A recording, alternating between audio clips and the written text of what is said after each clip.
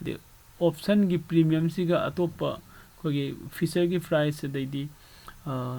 ko stock ki pricing siga khena dai se ko option sida kogi stack price mayam amman different stack price lakpani na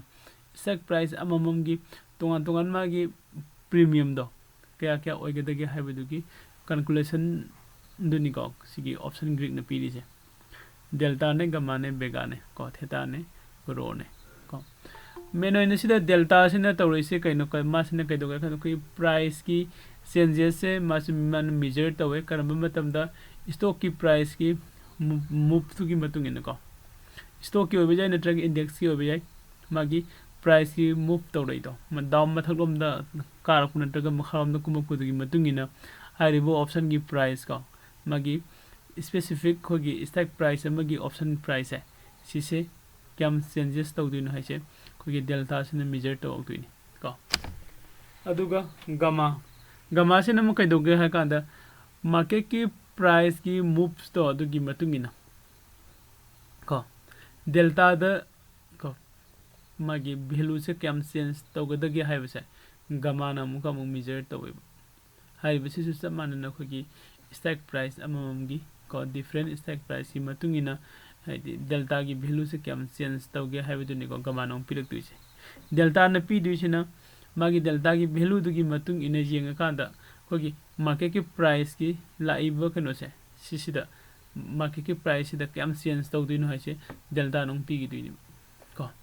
अदुगा बेगा से ना कोई IV की value दो volatility को market की volatility की moves की को वो रेपो मतम सिदा हाइदे हाई वोलेटिलिटी ओइबे नत्रगा लो ओइबे सिगी मतुंगिना कोगी स्टॉक प्राइस अमगी ऑप्शन गी खोई प्राइस प्रीमियम से सिसिदा कयम चेंजेस तौगदगे से बेगाना मेजर तो याको मे अदु खोई थेटा ग रो गदि यम का हने नैना रे को कगिना थेटा सिदी सागी टाइम डिके दुनी को टाइम डिके सिदी खोई सम न दुम सागी मार्केट की लाइव एक्सपीरियंस द एक्सपायरी डे नक्सलक मतुंगिना अखोगी थेटा की वैल्यू से 100 को अदु असागी थेटा न टाइम न मागी शेयरिंग तौरंब को हाइदि खोगी सिदा प्रीमियम सेम मतम द टाइम की सु मागी कनो खरा यावरी को टाइम की वैल्यू सिदी एक्सपायरी और पई मतुंगिना सुम हंथरक पनिना को लास्ट एक्सपायरी और मतम द 0 चखिदिनी को सिम लैजरे रो सिना मेजर तविसे खोगी कनो सिदा स्टॉक अमगी इंटरेस्ट गुम्बा को दो डिविडेंड गुम्बा सुंबदा ओइना माना कन मेजर तवे को अदो रोस दे आम मतम द कॉन्स्टेंट की टाइप ने स्टॉक खुदिंगी कन अखोई मागी कनो से लैब लैतबसु अदुम यावगले को अदु यामना अपिक कनो नि माना को अदो खोइना मेन ओइना ऑप्शन ग्रिड द नैनेबद मथौ तारी से डेल्टा गा गामा गा बेगा गा निबो को डेल्टा गामा गा बेगा गा सिचु नहीं पसे डेल्टा का बेगा का को अदो डेल्टा का बेगा का से कोई जिंग से डेल्टा बेगा जिंग बद कोई गमा सुम जारो कनी अदुगा इवन थेटा सु यारो कनी को अदो डेल्टा का गमा का से कोई कमाने तौरो का तौबनो है तो फर्स्ट द कोई कैलकुलेशन हना जिंग सिरा मैम एग्जांपल लोइना को एग्जांपल लोइना कोई डेल्टा एन गमा अनि से जिंग से से सपोज हजी खोगी निफ्टी की को निफ्टी की स्टॉक प्राइस है हजी लेसे क्या दन को 18,080 दे लेरे को नदो खोई दम सिदा 18,000 द हाइरसिप को 18,000 से दुदी 17 से रिप्लेस तो के सब मन न को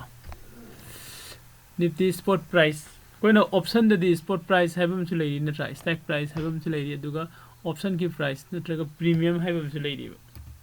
ये को मैं सिदाई कि 18,000 उठोके को fine all and replace all cross out से सिमिलर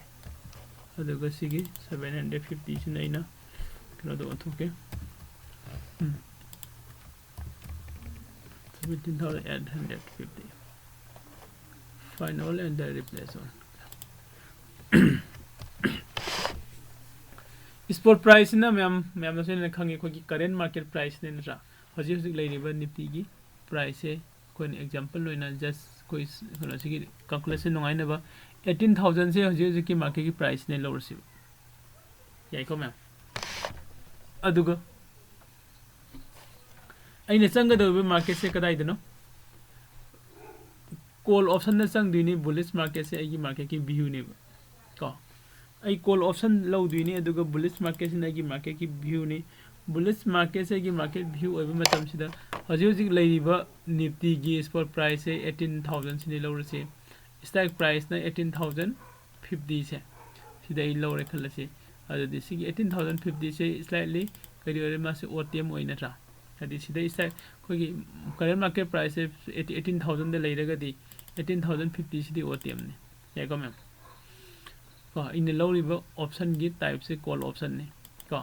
प्रीमियम से जस्ट एग्जांपल होइना आई ngasai लौरिबा 18050 सिगी प्रीमियम से रुपा निफु ने लौरसे 40 रुपीस का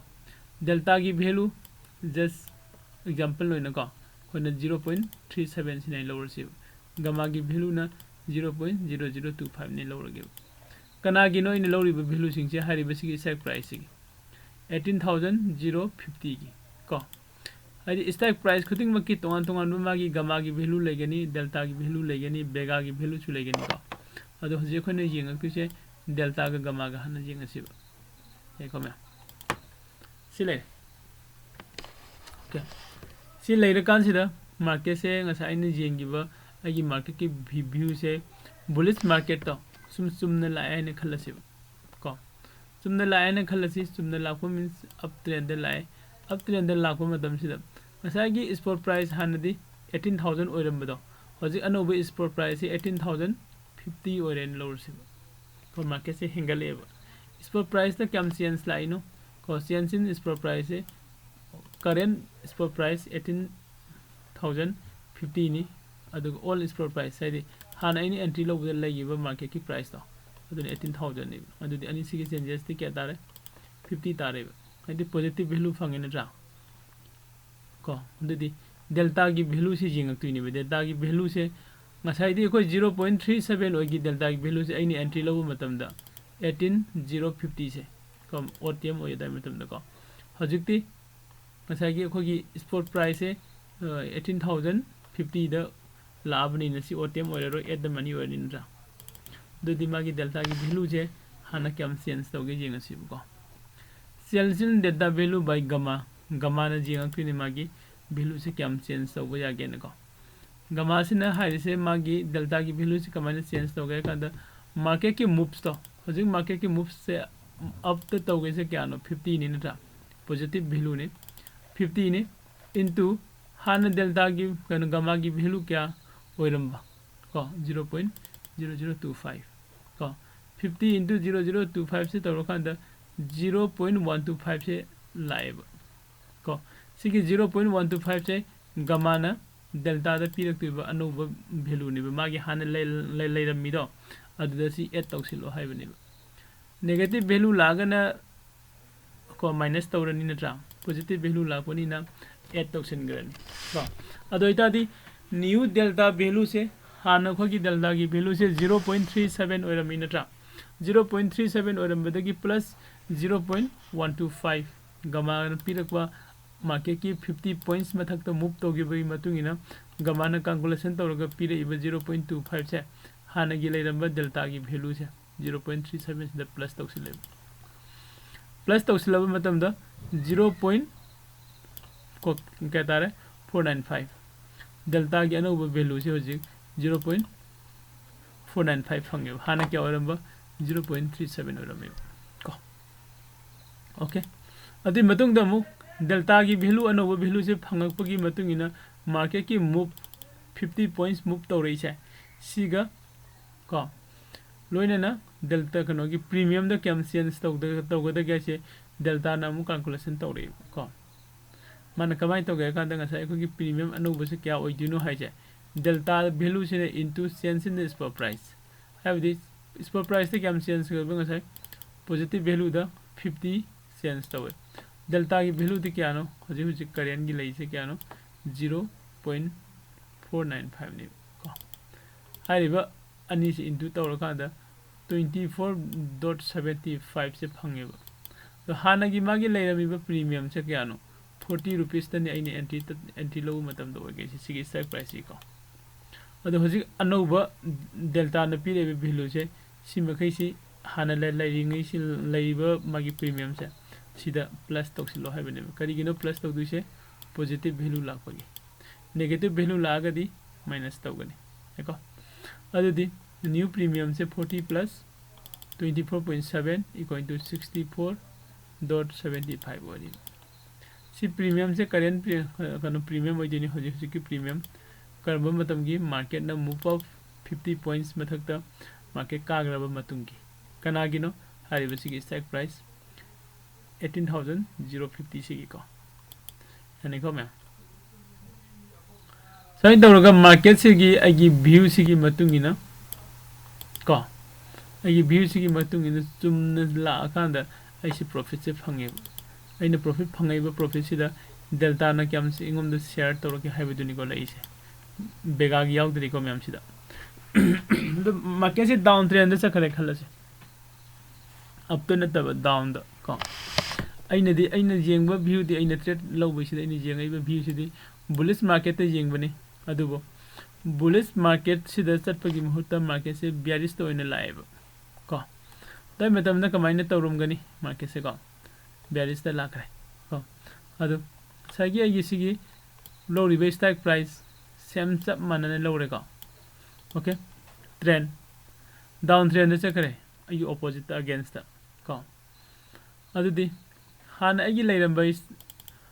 स्पॉट प्राइस तो क्या नो 18000 को अदुगा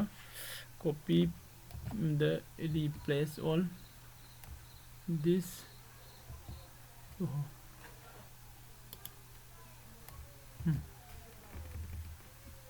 17,000 fine and the replace on okay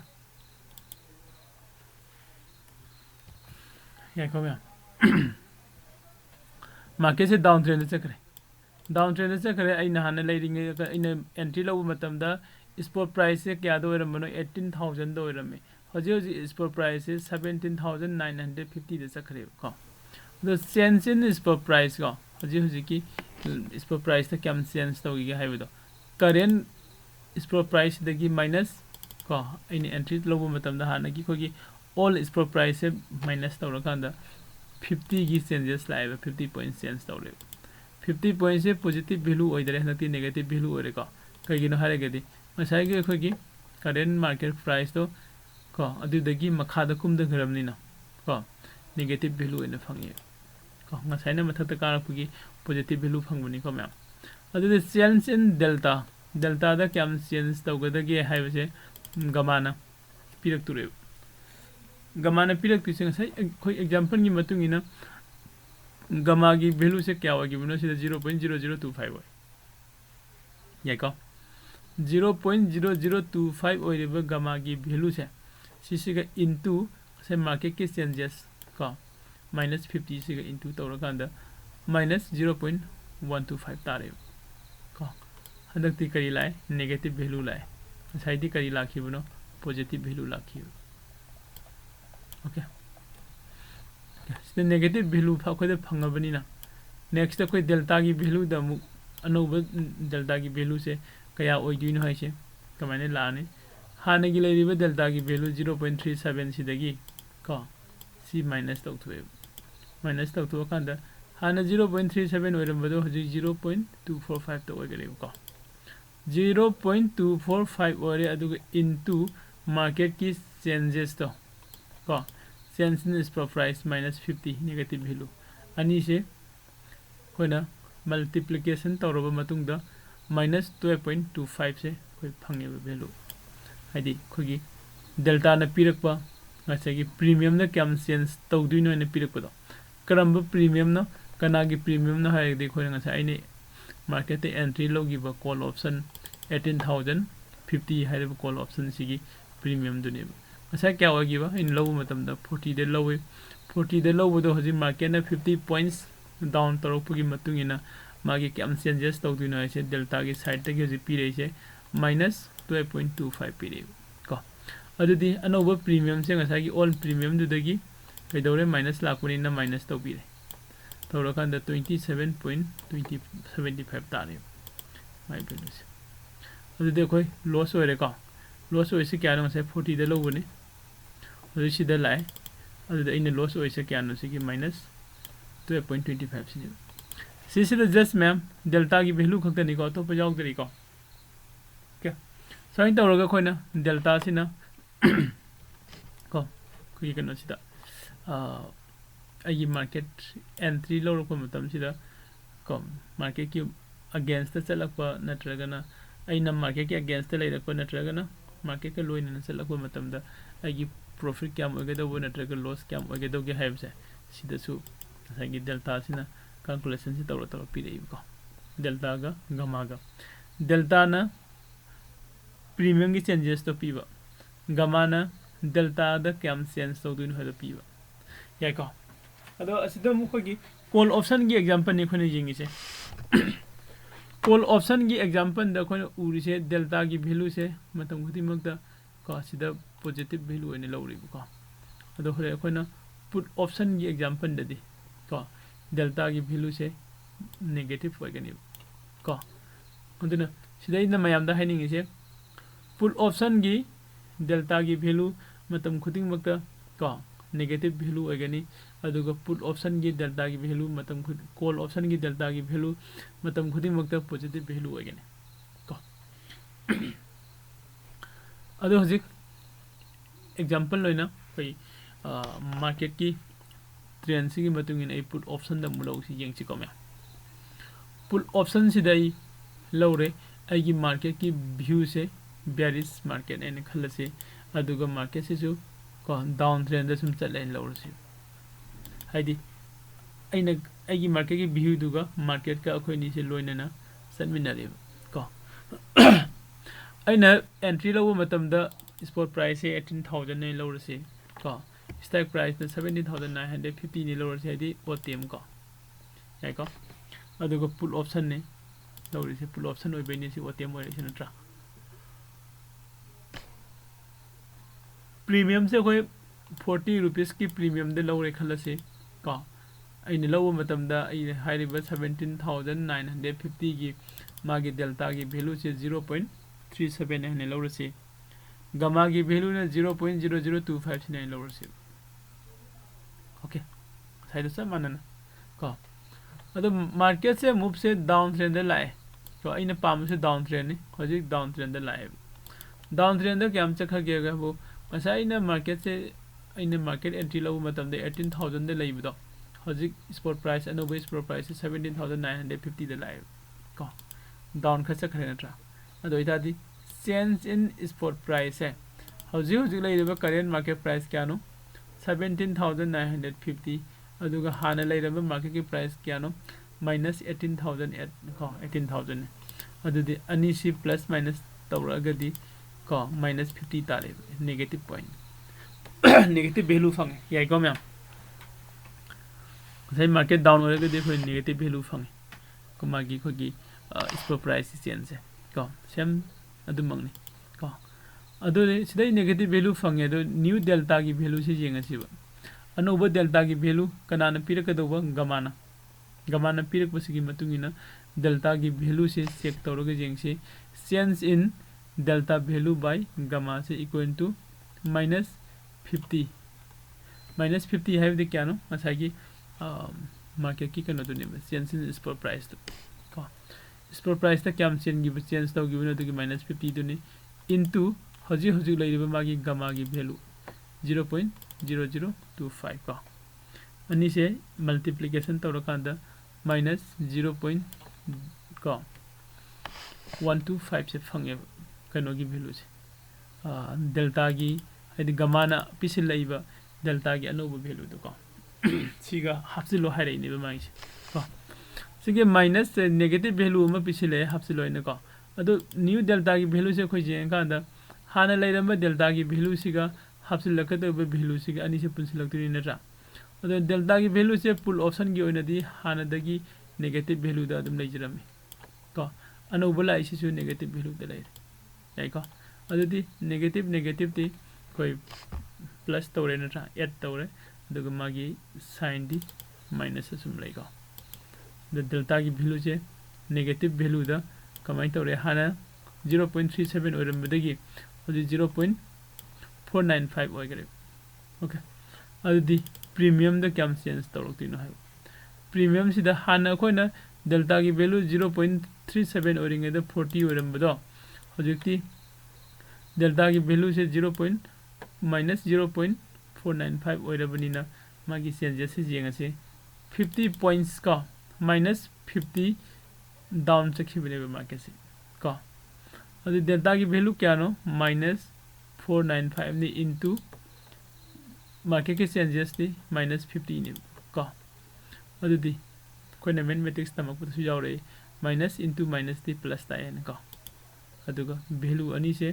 multiplication तौरे 24.75 fungi अदु मागे साइन दी करी ओरनी माइनस माइनस निना सिदा प्लस लाखरे का अदुदी मसाइना एंड मार्केट एंट्री लबु मतमदा 40 रुपीस ता 40 रुपीस पीरगा इना प्रीमियम असि पीरगा लौगिबदो अनोबो प्रीमियम से क्या लाए है गांदा मसाइगी लैगरिबा हानागी प्रीमियम दो अदुदा सिगिसे हापसिलो हाइबने मासे पॉजिटिव वैल्यू ओइबनिना ऐड तौरनी नत्रा नेगेटिव ओइरगदी कोइ कैदौने माइनस तौगिदिनि को ओके अदुन 40 सिना हानागी लैजरे अनोबो डेल्टा न पीरेबे वैल्यू सिगा हापसिले अदुगा 64 सि तारे 64.75 कनागी प्रीमियम न हायदी 17950 को फुल ऑप्शन गी असाइना सिदा लौगिबदो 18000 दा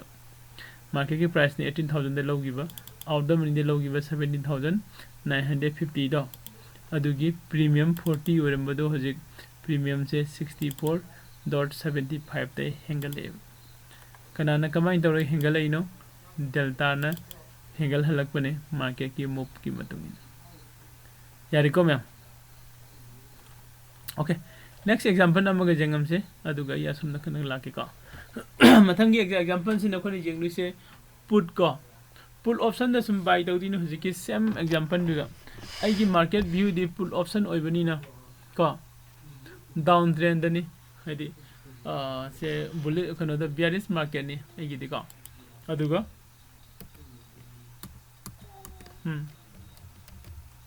बियरिश मार्केट ने आइगी मार्केट की व्यू नि अदुबो लाइबक थीबदगी मार्केट से को बुलिश मार्केट तो इन चखरे अप ट्रेंड इन चखरे सिदा इसे लॉस ओइदिनि नत्रा लॉस तो कमाइन ओइरे इनो जेंगसिबा डेल्टा की वैल्यू ग लोइना सा कोइ लौरप कनो सिदी एंट्री लौप की पॉइंट से सब मानरे को होइसे स्टॉक प्राइस ता आइना मार्केट की प्राइस 18000 ओरिङै दे एंट्री लौबने को 18000 ओरिङै दे इना एंट्री लौबसे होजिक से 18000 ओइद्रे को 18000 दगी खितंग क हेंगलगा न्यू स्पॉट प्राइस से 18050 द चटखरे देखो 18050 द चखरे अदुदी होगी चेंज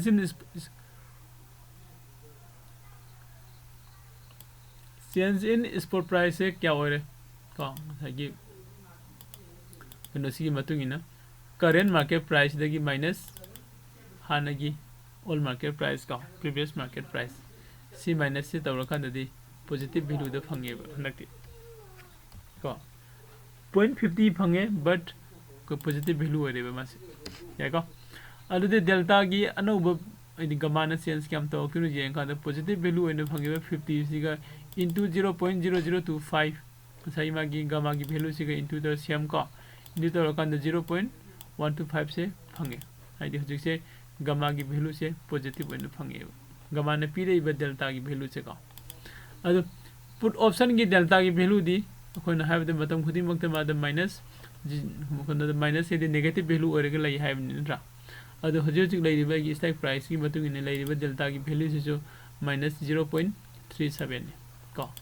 अनोबा गमान पीरेइबा डेल्टा की वैल्यू से पॉजिटिव वैल्यू इन लाए 0.125 को अदु प्लस का माइनस का देखो कैदौरे माइनस तौरे नत्रा माइनस तौरे दुगा मागे साइन अचौबदो अदु लौरे माइनस ओइरे अनि से को खाइदौनरे को 245 से तारे okay the change in premium delta into change in spot price को हजिक current लाइरिबो खुगी delta से हाना दी क्या ले ओरम 0. को 0. minus 0.37 ओरमी हजिक minus 0.254 ओइगरेबा मार्केट की चेंज की मतुंगिना को मूव तो मथलोम ना कहा की बगी अदु दे हजे कोई प्रीमियम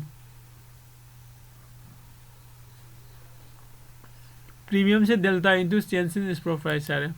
स्पॉट प्राइस से क्या चेंज होगी बा 50 सेंस होगी है डेल्टा की वैल्यू दी माइनस से होरे का अदु दी माइनस 0.25 इनटू प्लस नथागी पॉजिटिव वैल्यू ने सिदा चंगसि लैसे का पॉजिटिव वैल्यू ने सिगी पॉजिटिव वैल्यू से को सिगा इनटू तो कांद दी अनि सिगी मल्टीप्लिकेशन तो वदा 12.25 तारे को अदुगा अमु मागी साइन माइनस का प्लस का को इनटू तो रगदी मल्टीप्लिकेशन तो रगदी माइनस ताइन नत्रा अदु मासी नेगेटिव वैल्यू तारे को positive value फंगदरे negative value fungi अदु ngasa khoi मार्केट इनी एंट्री लवर को मतलब दे 40,000 ना से एंते 40 रुपीस सिने बागी 17,950 की हाईवे स्टॉक प्राइस की प्रीमियम से 40 और में मार्केट की मूव से ना 50 अप तौगी बगी मतुंगिना को अनोबा कोई डेल्टा ना पिरे वैल्यू से नेगेटिव वैल्यू ने पिरे नेगेटिव वैल्यू द 12.25 से पिरे को और 40 दगी 12.25 से कोई माइनस तौरे अदुगी मतुंग द 27.75 से फंगे अनोबो प्रीमियम अदे लॉस होरे का हाइदे 40 दैना लोगी बने प्रीमियम से हजिक 27.75 ते लेरे अदु आइने लॉस होइसे क्या ना लुपा ट्राइंग थोइगा को .25 को ते माइनस 12.25 से आई हजिक लॉस होइदे डेल्टा की मतुंग इना का यार को मैम सिना डेल्टा गमा की खोगी कैलकुलेशन है हारी बसी की डेल्टा गमा की कैलकुलेशन से कोई डायरेक्ट कनो द लागा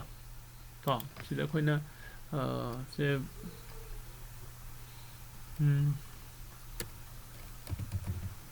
ग्रीक कइनो ने के ग्रीक कैलकुलेटर जेरोधा से ले ग्रीक कैलकुलेटर जेरोधा है चंगा गचुसिदा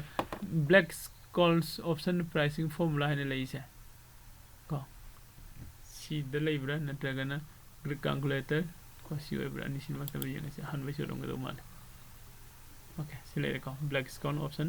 प्राइसिंग फॉर्मूला स्पॉट प्राइस से होजे खोइना 18,000 लवी को होजे होजे लेइबा खोगी निफ्टी 50 की स्पॉट प्राइस से खोने एग्जांपल ओने 18,000 ने लौरे को अदुगा इना कॉल ऑप्शन द ट्रेड लौरे कॉल ऑप्शन द ट्रेड लौ मतलब द 18,050 ने लौरे को एक्सपायरी से सुम ओजरेसन इंटरेस्ट से लौथोक्सी जीरो जाउ दे कनो द को डिविडेंड से लौथो और सुम लेइरसी वोलेटिलिटी से 18 से सुम होजिके ने लेजरसन को सिदा मार्केट की प्राइस से 18,000 ने लेरी आइने स्टॉक प्राइस अमा को 18,050 द स्टॉक प्राइस से द चंगे कॉल द चंगे ने लौरसी आउट द मनी द को सी कैलकुलेशन तौसी को ए कैलकुलेशन से नमगे कैलकुलेशन तौर कांद लाइसे कइनो मसागे ने लौरी बसिगी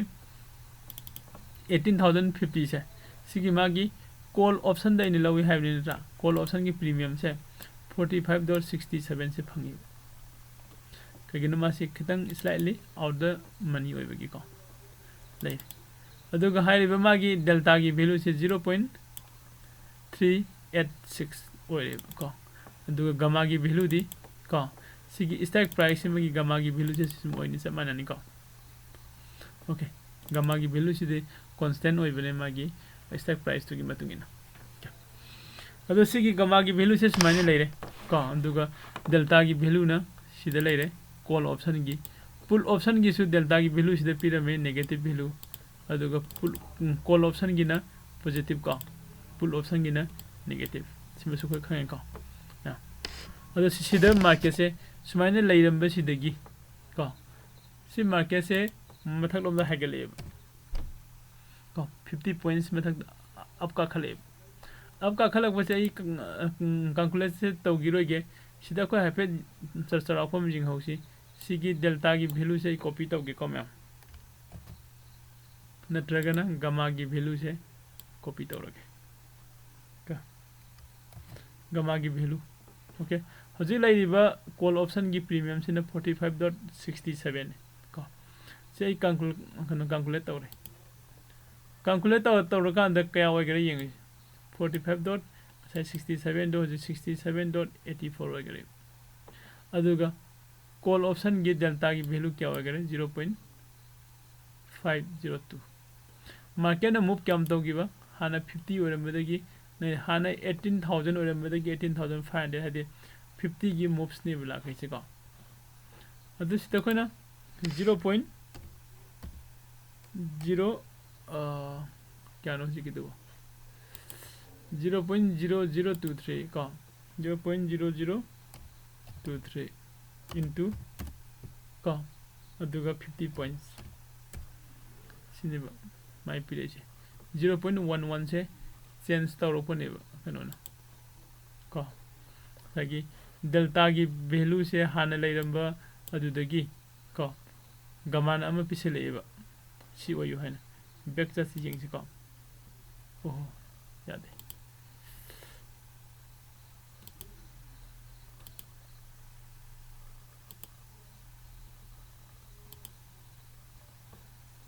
ओ यार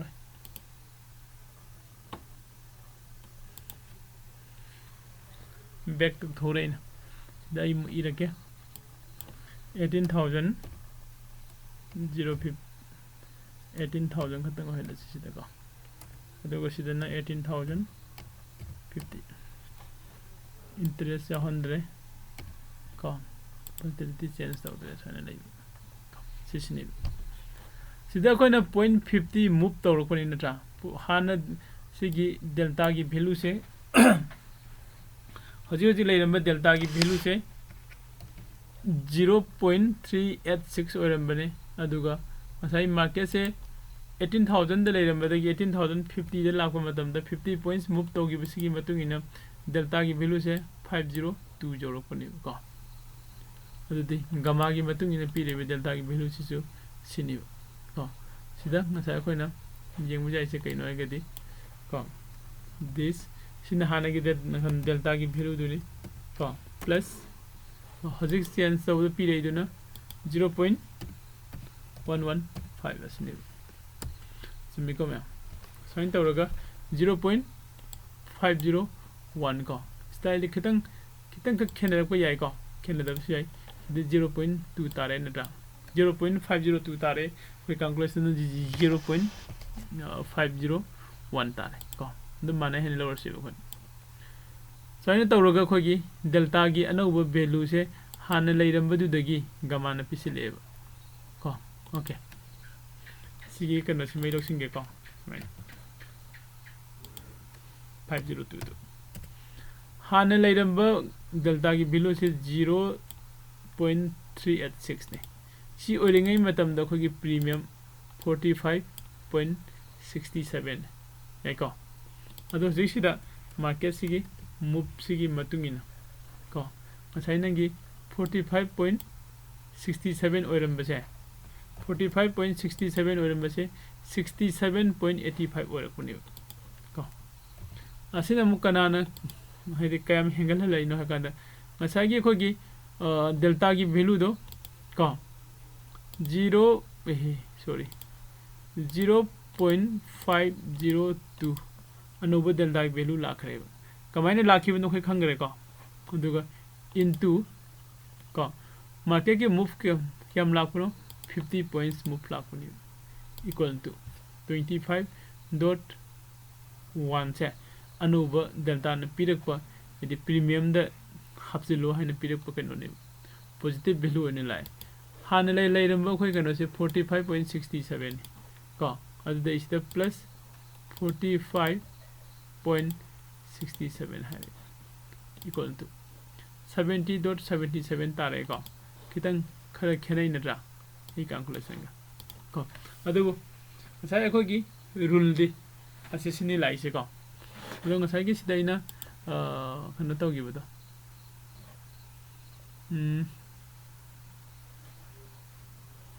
ko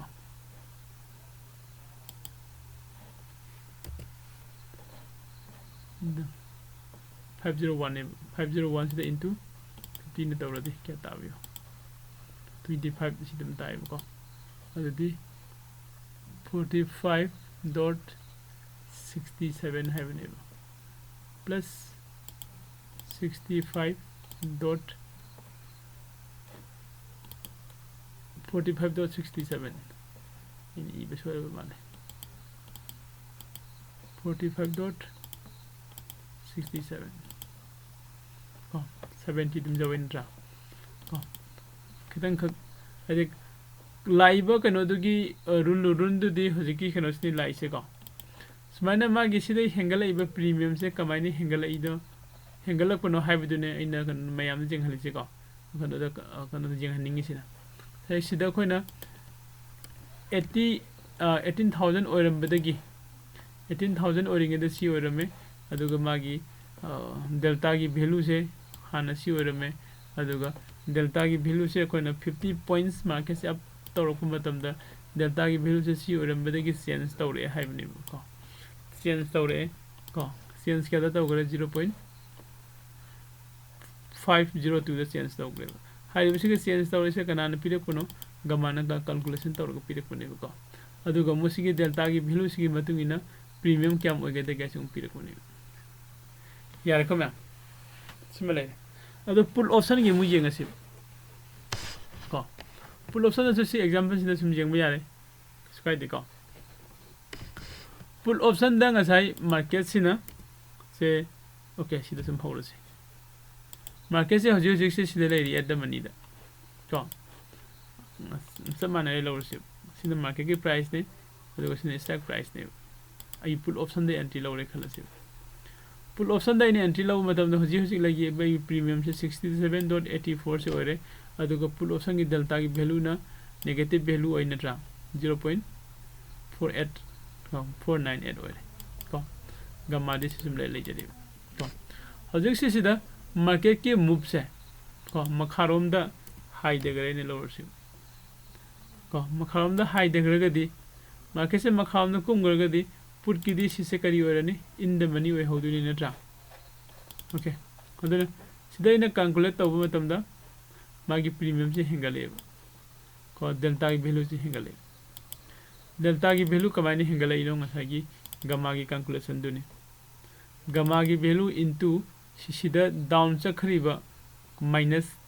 50 दो अदुगी इनटू तौरकांदा हान लेरंबा डेल्टा की वैल्यू दो अदुदा प्लस तौसिन बनेबा हान लेरमिबा डेल्टा की वैल्यू सिना 498 सिने 498 सिदा ngसागी अनोबो लाइबा डेल्टा की वैल्यू दो अदु हापसिलगा प्लस तौसिले को प्लस तौसिला कांदा को सितारेबा हादि माइनस माइनस ते प्लस तारनी अदुगा हादि माइनस माइनस इन हाइसि कइनो ngसागी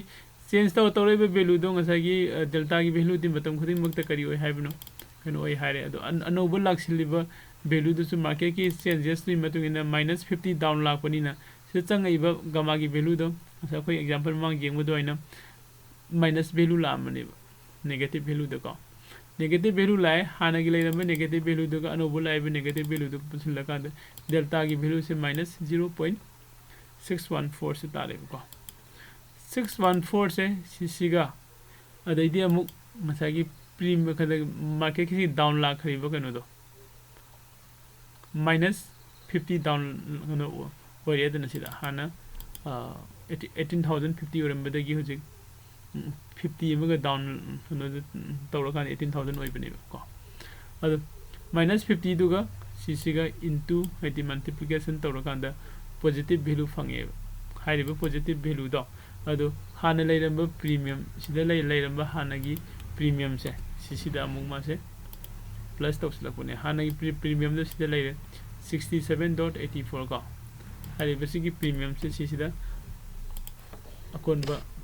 डेल्टा न पीरेब वैल्यू खरस एक हापचलकान 95 जौगी याको खोन काउदबसे नेगेटिव वैल्यू लेगनी डेल्टा द को अदुगा पॉजिटिव की डेल्टा वैल्यू लेगनी कॉल ऑप्शन की पुल ऑप्शन की ना नेगेटिव डेल्टा वैल्यू को बॉक्स ले अदुगा मथंग द खोना मु येंग बजाइसे IV की वैल्यू द वोलेटिलिटी वेगा की वैल्यू से कमाइना चेंज तौरइनो अदुगा मासे कर बमंग सके हाइबदुनि को वेगा की वैल्यू से को सिदा माना पीरेगा मथमे ऑप्शन वेगा से सिसुमा की स्टॉक प्राइस की मतुंग इन पी को 3.604 पीरे सिदा याको तोंगान ओइदे को से पुल ओइदिनी अदि कॉल ऑप्शन की तोंगान देबा कॉल ऑप्शन वगैरह पुल ऑप्शन वगैरह ओइनिंग बो ओइसनो माना से मागी मार्केट के मूव टू की मतुंग इन मादे से पीरक तुइनी बको अदो सिदा मागी वैल्यू जे हजि लेरिबे स्टॉक प्राइस से क्या नो इसी की स्टॉक प्राइस का मार्केट की कनो सिदा लेंगे द मागी स्टॉक प्राइस से सिगी मागी वैल्यू से सी ओइ हारे को अदो सिदा लेरिंगे सिदा सिगे खोगी वोलेटिलिटी से को सिदा 18% ओरमबदगी 19% चेंज तौरे खलसे IV की वैल्यू सिदे मैम IV की वैल्यू से रिप्रेजेंट तौरिसे परसेंटेज ना रिप्रेजेंट तौइ को ओके सिदा 18% द ngasai लेरिंगे मतम द मागी प्रीमियम से 95 ओरमे सिदा ना 45 ओरमे याइको अदो मार्केट से यामना हाई वोलेटिलिटी द को लाए खलसे को सिगे ई सेंस दे सुम थमगे कनो से यादबली न को सिदा 1% का इंक्रीज तौरे 1% इंक्रीज तौब मतम द को सिदा क्या होगिबा 99 वगैरह सिदा ना 45 तगी 49 द चक्रे सिदा ना को 94 तगी 99 द चक्रे को 94 तगी 99 द को अमका मु येंग हलगा 18 सिदा 45 ने होदि लइसे को सिना 95 ने को 95.6 ओके अदो इन सिदा 18 की जगह सिदा 19 हेक हिमदोक बाइदि 1% इंक्रीज तक तौरको मतम द 99 वगैरह सिदा न 45 तगी सिदा चखरे सिदा न सिदा पॉइंट कनो चखरे को सिदा लाखरिबे वैल्यू से कदाइ दैनो हारेगदि सिदा कोइना वेगा की वैल्यू से 1% इंक्रीज तौरको नत्रगा 1% डिक्रीज तौरको से सिदा को मागी सिदा पीरिबे वेगा की यूनिट अमा पीरि से 3.620 सिगे 3.620 से सिसे डाउन तौरगना माइनस तौबा अप तौरगना को प्लस तौ हाइदि अप एंड डाउन से मार्केट के कनो नते को इन हाइजे असि IV की वैल्यू से IV की वैल्यू से 19 और मदे 18 द 100 गदी को साना 100 अदुगा 18 और मदे 19 दे हेंगले खलो नत्रगा 20 दे हेंगल खरे खलसे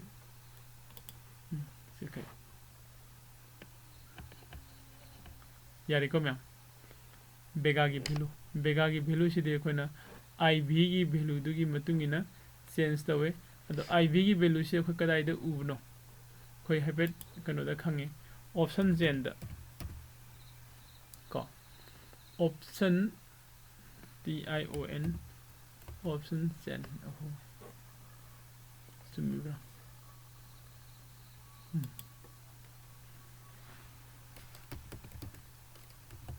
ऑप्शन जेन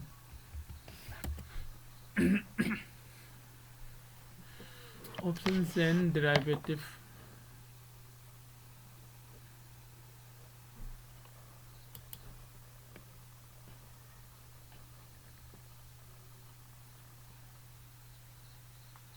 सिदा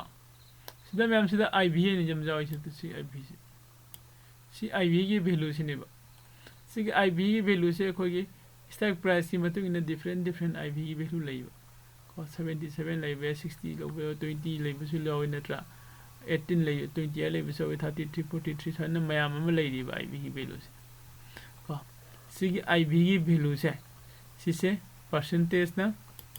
रिप्रेजेंट तवे हाइबने सिदा पीरिबा 21.63 है से मागी परसेंटेज ने को सिदा मागी ꯑꯃꯈꯛꯇꯪ ꯀꯩꯅꯣ ꯑꯃꯈꯛꯇꯪ ꯍꯥꯏꯗꯤ ꯄꯥꯔꯁꯦꯟꯇꯦꯖ ꯑꯃ ꯆꯦꯟꯖ ꯇꯧꯔꯛꯄ ꯅꯠꯇ꯭ꯔꯒ ꯄꯣꯏꯟ ꯑꯃ ꯆꯦꯟꯖ ꯇꯧꯔꯛꯄꯀꯣ ꯑꯗꯨꯒꯤ ꯃꯇꯨꯡ ꯏꯟꯅ ꯃꯥꯒꯤ ꯉꯁꯥꯏꯒꯤ ꯄ꯭ꯔꯤꯃꯤꯌꯝ ꯁꯤꯒꯤ ꯂꯦꯇꯦꯁ ꯀꯩꯅꯣꯁꯦ ꯁꯤꯁꯤꯗ ꯆꯦꯟꯖ ꯇꯧꯐꯝ ꯊꯣꯛꯄꯗ ꯑꯗꯨꯝ ꯇꯧꯔꯛꯇꯣꯏꯅꯦꯕ ꯀꯣ ꯑꯗꯨꯝ